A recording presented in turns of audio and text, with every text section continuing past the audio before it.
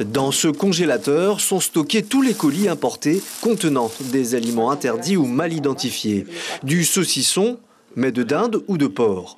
Dans le contexte de peste porcine africaine touchant l'Europe, quand les agents du service biosécurité n'ont pas l'information, ils isolent la marchandise dans l'attente d'une incinération.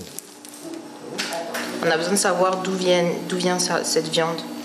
Et clairement sur l'étiquette, à part le prix, le poids et le nom de cette marchandise, il n'y en a pas d'origine. Donc on ne sait pas. Donc comme on ne sait pas, on ne peut pas prendre le risque de laisser passer.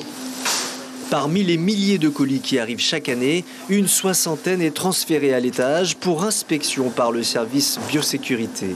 Ici encore, des saucissons, des jambons et des pâtés qui ne présentent pas le lieu d'élevage de l'animal. Une information pourtant exigée depuis novembre 2021 pour se protéger de la peste porcine africaine. Nous espérons qu'elle n'arrivera pas parce qu'actuellement elle touche l'Europe, l'Italie. Elle a sauté du nord de l'Italie vers la région de Rome et elle a atteint l'ouest de l'Allemagne. Donc elle est à la frontière de la France. Outre la viande de porc, les volailles subissent aussi des restrictions liées à la recrudescence des cas de grippe aviaire en Europe.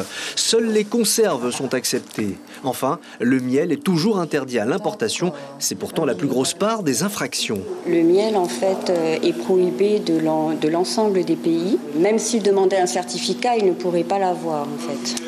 Parce que les pays sont tous infectés par la loque américaine, par exemple, dont les spores sont transportés par le miel lui-même.